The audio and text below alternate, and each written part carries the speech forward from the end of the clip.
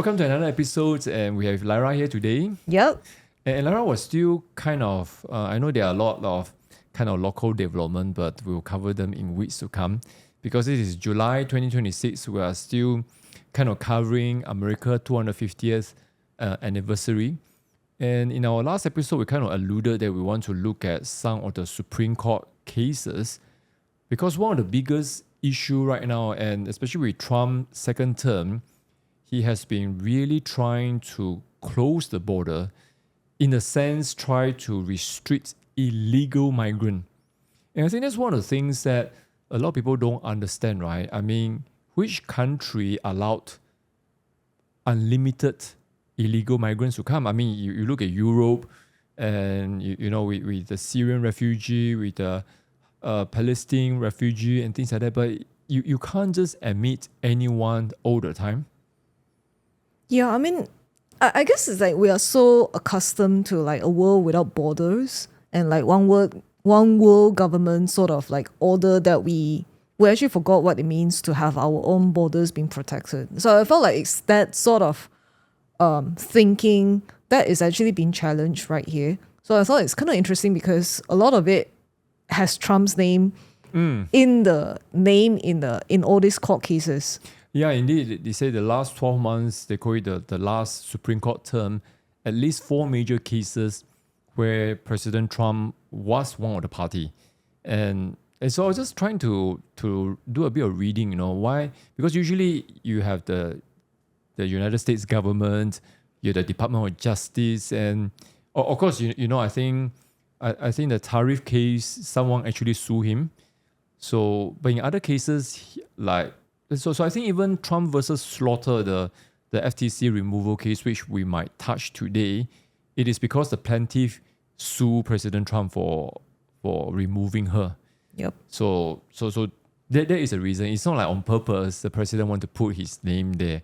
So just find it very interesting that you have 4 cases, Supreme Court cases, and later we'll look at one of it. So one of the most anticipated cases was really what we call the birthright case, right? And that is Trump versus Barbara. And so basically the birthright case, I think, is, and I think people kind of have talked about this, and in fact I even know people who did that. So imagine if a woman is pregnant and is about to deliver, and somehow she made it to United States, stay for a few months and deliver a child, that child automatically receives US citizenship. So this has been a practice for a long time. And in fact, even I think you were showing Truth Social post by President Trump, right? Talking about birthright tourism from the Mexico and all those places. And he was even congratulating China. Yeah, because I think Peter Schweizer, who did investigative, wrote many books on China, and they were saying that in the last 10 years, at least, what was the number again? 1 million, right? 1 million women came to United States and gave birth. And it's actually a very, very lucrative business in China itself. Yeah, because, of course, on one hand, they say, look, all these people, after they gave birth, they go back to China, and, they can be, imagine in a closed election. But of course, whether these people will actually vote in accordance to how CCP instruct them, that's another matter, because a lot of people, when they are here, their point of view could be changed. But it kind of opened up the question, is it even legitimate to get citizenship like this? And so that's really the whole issue with the birthright cases. And now, interestingly, as a background to the story, so to understand Trump versus Barbara is Trump second term, he wanted to issue a EO, executive order, to ban birthright tourism. So basically, if somebody came in and gave birth and you're just a tourist, your child is not entitled to be citizen.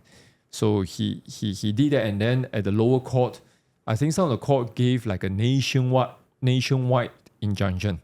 So this is a very interesting case because Trump then appealed against nationwide injunction, and Supreme Court say yes, the lower court cannot give an injunction that is applicable to the whole country. Exactly. I mean, that is just ridiculous, okay? So, but anyway, Trump escalated the whole thing and say, while the lower court were talking about the substantive issue, that means whether it is the right law, he kind of escalated to Supreme Court.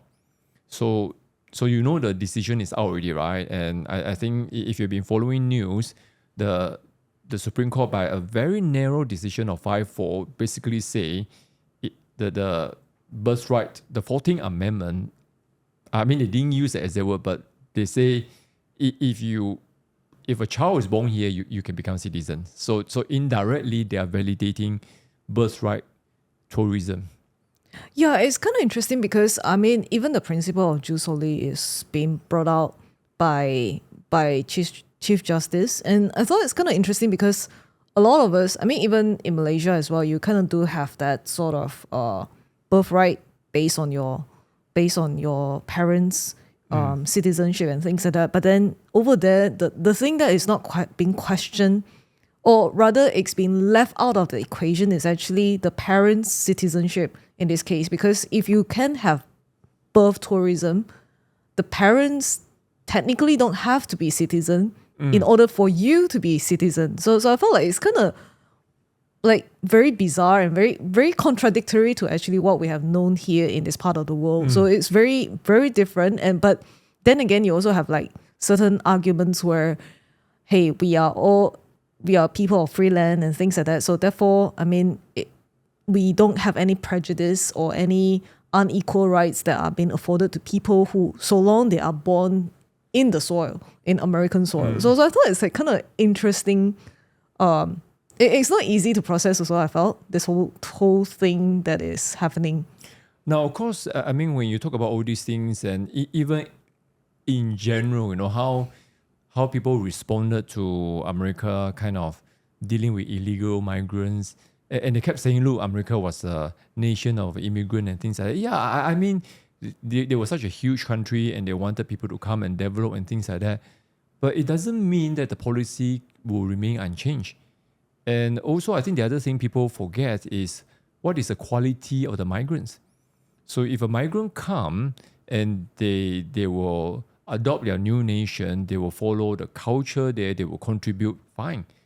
But I mean, look at Europe now. You have a wide range of migrants. They come to a new country.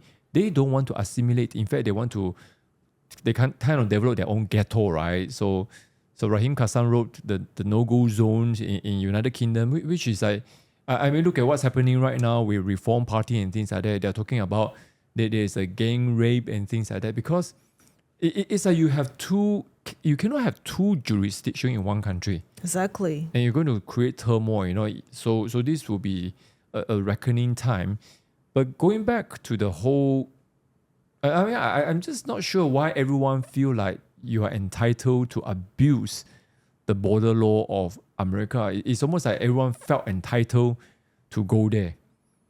And I mean, of course, now it's a World Cup season, right? And before the World Cup, everyone is like trying to make fun of America. Now, I mean, they have their idiosyncrasies and the way they live in their own world is really one of a kind. Okay, so the way they view football, which they call soccer. I mean, I was just reading some of the commentator. It's like their lack of knowledge is truly astounding. But you cannot. I don't blame them because they are living like in their own bubble in a way. But then here's the thing, that a lot of the European tourists, Asian tourists, when they went to US, they were like pleasantly surprised. It's like, wow, this is a country of tremendous freedom, abundance, and even they go to eat at restaurant, free flow and giant meat and things like that. They were just like, wow, this is not what the press has been telling us. They were telling that Trump is a coming of Hitler and all the freedom are gone. And so many of them were like so emotional. They were enjoying. They never. By the way, I mean, we both have been to States a few times. Their hospitality is one of a kind one. And of course, some people will say, it's kind of fake and things like that. But fake or not, doesn't matter. They really put in the extra mile. Definitely. I mean, in terms of making money from sports, they are truly one of a kind also. So coming back to the whole birthright kind of case, right? And yeah, actually, I tend to agree with you that after reading at the, I mean, of course, initially from the MAGA point of view, a lot of outrage and things like that. But it's not really so clear cut, don't you think? Definitely not. I mean, because I mean, it's like all this while it has been like the bedrock of how people view citizenship. So suddenly to have this whole thing being put under the scrutiny of constitution, I thought that was like just so mind-blowing at the very least, because it's like you never thought that, hey, I mean, such a simple yet complicated matters like citizenship is actually going to be brought to the interpretation of the court. And then you also have the part where what's the consequences? I mean, so many MAGA people are so outraged because of the potential consequences that they have towards immigration policies.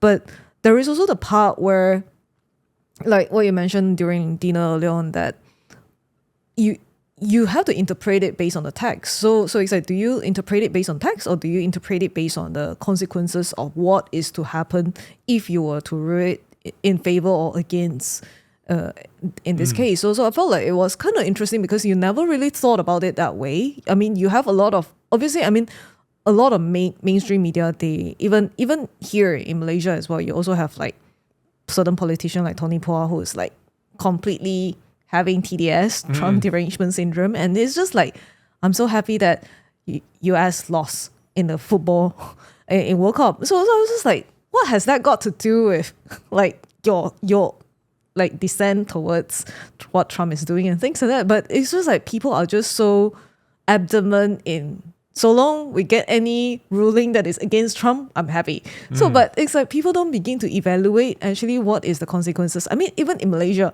we are so outraged about red IC.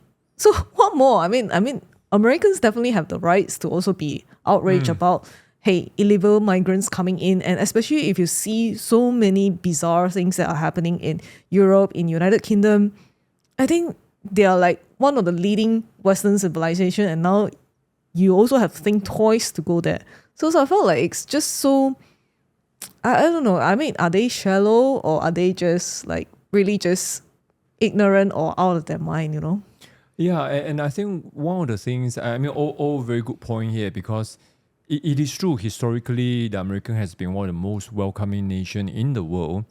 But one of the things, of course, like in recent time, one of the big agenda Trump wanted to push is the SAFE Act, basically, you know, secure the voting and things like that. And why? Because we have so many migrants here, and they kept saying we don't have 60 senators, you know, we don't want to remove the filibuster.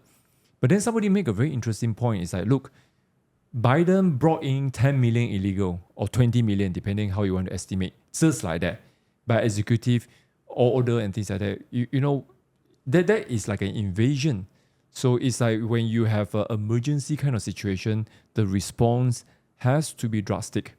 Now, you make an excellent point about the consequence, because that's one of the things. I mean, I didn't realize that the Supreme Court have been trying to interpret the Constitution. I mean, especially the conservative wing. You know, they call themselves the originalists, right? Yep. So basically, this line of thinking is really, you know, we are not thinking about the consequences. We are only looking at the principle of the law. So that's why you get some Supreme Court conservative judge and say, look, I'm not responsible for the consequences. I'm only responsible to interpret the law. And this is very different from English common law, for example, because in common law, the judges frequently will put themselves in a shoe, and sometimes they will even ask the parties, you know, if I rule in your favor, what is the consequences to the case? What is the consequences to public policy? You know, so common law, and that's really, when you look at the history of common law, you know, common law, of course, is more the letter of the black law. Then you have the development of equity. And equity, of course, 17th, 18th century, they came about, and they look at the substance of the issue. So it's like, okay, the law says like that, but is it equitable? And this allows the judges to look at the consequences. But of course, it can open floodgate, and it can, and in fact, one of the very, very important cases it established the whole law or thought. When somebody was, I don't know if you heard. I'm sure you studied those cases. Don't know who. In your contract law, somebody bought like a ginger ale, and then there was a snail inside, and then the factory is like, oh, why should I be responsible? Exactly. So, but the British common law court opened a floodgate because they look at the consequences. So that's the now. Of course, if you open the floodgate in a good way, it becomes a very consequential good law. But you can open the floodgate in a bad way. Yeah, but because even if you think about Malaysia as well, I mean, there was one time where the Tun Mahathir, he was just basically saying that with the 70,000 Vietnamese refugees that were going to come on boat, and then the order was shoot on sight. Because, I mean, he was just trying to raise awareness. But obviously there is also some political consequences to it as well, but in a sense that, hey, actually to Washington, we're actually not really saying that we're going to shoot them, but we really can't take in refugees. But then you have to go take one step back. Why can't Malaysia take refugees? I mean, because we are also a nation that is pretty friendly. I think a lot of organizations, NGOs, they are very friendly towards refugees and actually taking care of them.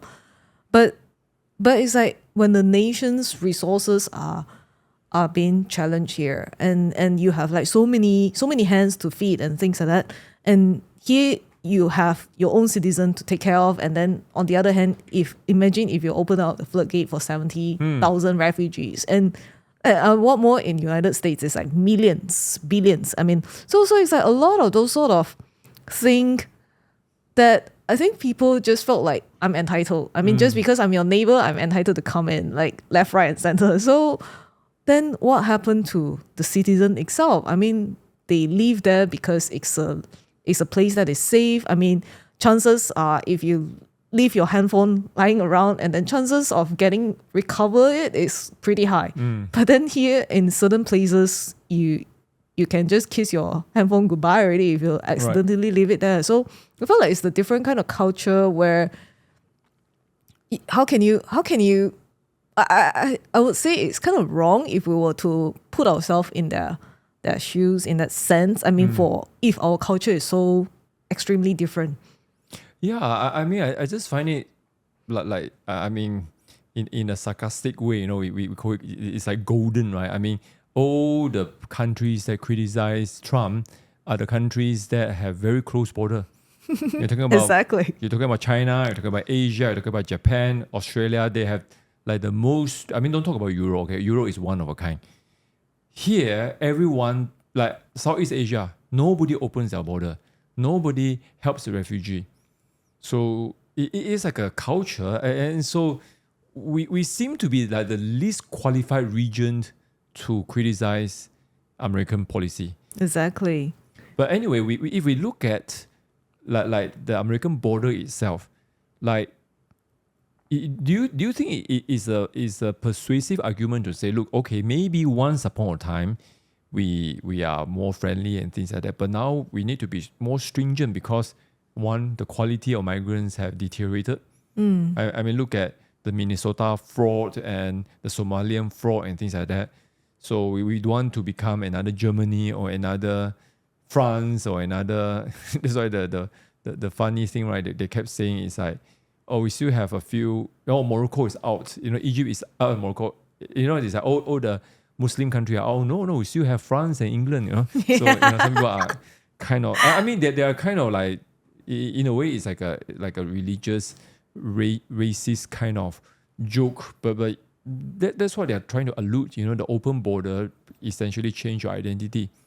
So, like for example, let's say the American people suddenly decided, look, we want to be more stringent, and in fact, there are many layers to that. Of course, one, Trump won on securing the border against illegal, but now you look at the MAGA base, they want even more, not just illegal. They want to restrict even legal migration, because legal migration will take away the jobs. So I mean, I was in Australia for many years, and every year, depending which year you graduate, and they will start to say, oh, this course, if you apply for permanent residence, you will get it because there's a demand. You go to a country like Singapore, or even Emirates, UAE, and you can have a visa, but like Emirates, I heard the moment you lose your job, I think you have 2 months to pack up and go. So that means your ability to stay there medium to long term is contingent of you contributing to the country. I find it kind of interesting, right? I mean, you have the liberal side that will use this as an argument where if you're restricting birthright, you are actually racist. But on the other side, it's also, in a way, it's because the culture is so vastly different. I mean, you can say that it's like borderline racist, but actually it's also not racist because if there is so contrasting, I mean, if you're not domiciled here, who are you going to support? Whose culture are you going to support? Whose values are you going to support? Because, I mean, you cannot have like a two-law system in a nation where everything is like just divided across the line. At what stage do you continue to like give in to the rights of people? I mean, you also have people who are like strongly advocating for LGBT rights, but then they are very, very against like transgender in women's sports. So I feel like it's not a matter of like, hey, you're not supporting the rights of the people. I mean, if they come in here legally, so I also felt like, should the conservative push very, very far, like just really have like a super close border, everything is like so stringent, so tight, and every time it's like everyone is like just uptight. So I felt like that there could be consequences as well. I mean, if you are too restrictive, I mean, from a country that is promoting liberty to a country that is like restrictive in the way of trying to promote certain conservative values, I felt like that's also a very dangerous position to have. Indeed, there's some that analysis and say that, look, Chief Justice Roberts and Justice Amy, you might open a floodgate, because by ruling in favor of birthright tourism, you may get the Congress, you may get the government, you may get the people, you may get the state government to react even more drastically. So that's something, and that's why, very interestingly, Trump's administration filed for a rehearing. So rehearing is basically once the case has been decided in Supreme Court, you apply for it to be heard again. So basically, you are saying that, look, I want the 5 majority to reconsider your decision. Maybe you make a mistake. So you can imagine it's not frequently granted. So the 5 justices in the majority, at least one of them have to agree. So I think what Trump is trying to do now is, because he see the backlash, he see the public opinion on his side, and he's going to apply some pressure on Chief Justice Roberts and say, look, you are actually making things worse. And interestingly, you mentioned about how far is too far. Clarence Thomas, even in his dissent, he was saying that, look, if you have a couple who came from another country, they are illegal, they are undocumented, whatever you want to call them, and they stay in the United States for 10 years, 20 years, then they have children who were born here, study here, grew up here. And he said, look, these people are entitled to, the children are entitled to citizenship under 14th Amendment. Yeah, because I mean that was the case that they were using, right? The Chinese national, because you can't be granted a citizenship in your own country, and therefore this group of people are actually technically you grew up your whole life here, and so you deserve to belong somewhere. So I feel like that's also a legitimate point as well. So that's why even Clarence Thomas is like, look, this one we can allow, but what they are trying to push back is people who just came in here, non-citizen, give birth, and immediately you get irrevocable citizenship, and they're against that. And I think like Thomas and Alito, in their judgment, how they process the whole thing is really, they say, like 14th Amendment, there's the whole word subject to jurisdiction, right? Which the two camps interpret very vastly, right? So Roberts and the majority say, well, it's simply as you go to another country, you have to follow their law. So tourists are also subject to jurisdiction. But Alito, Thomas, Gorsuch, they all say, look, no, that means you are subject, you have an allegiance to the government of the day. And I thought Thomas did a very clever job, because 14th Amendment specifically exclude the Red Indian. And why Red Indian were excluded, it's not because they were not welcome to be citizens, because if they wanted to be citizen of the Union, they could. But rather, they have their own nations, Cherokee, or, whatever nations they have. And they still say that is my real country. United States is not my real country. So they deliberately chose not to be a subject of allegiance to the Union. So if they are excluded because of that, so Thomas interpret the historical development support his assertion that subject to jurisdiction is more than just you visit as a country. So, I mean, at the end, you can say both are kind of are persuasive in their own ways. Yeah, but then it boils down to the most fundamental question: what is a nation? Like, is a nation a people group with their own culture, or is a nation simply mean a country? So it's kind of interesting because like what you mentioned, both side arguments are pretty impressive and pretty convincing as well. So it's just that it's like it goes down further, as in, like, if you just look at the nation on the surface level, I mean, how do we define ourselves as Malaysians? I mean, is it just because we are born here? Why is there constant usage of the word pendatang and things like that? So I felt like it's kind of interesting because it actually caused people to begin to think, what does it mean by a word nation? Is it just as confined by what is described in the dictionary, or is it like, why are people still holding on to their culture and things like that? I mean, which one take precedence? So I felt like that part is a bit kind of like interesting. Yeah, like Malaysia, every now and then you get some Ketuanang Melayu people and start to say, people like Mahathir, all those people, from time to time, they will start to say, look, you all are not entitled to citizenship. And I just remember many years ago, Haris Ibrahim, remember the activist, and he was just like, okay, so you say we are not entitled to be citizen, then he kind of like, he drew some research about Mahathir's own family and say, well, your grandfather comes from India and then marry a Kedah lady and they had children, It was very, very, they contributed to society. They were like doing very well. But then here's the thing that Haris Ibrahim asked Mahathir, at what stage do you stop being a pendatang and become a citizen? Because, exactly. Yeah, so it's like there is a process, right? So you kept saying that pendatang and the Ketuangan Melayu people will every now and then will say, oh, the social contract. What social contract are you talking about?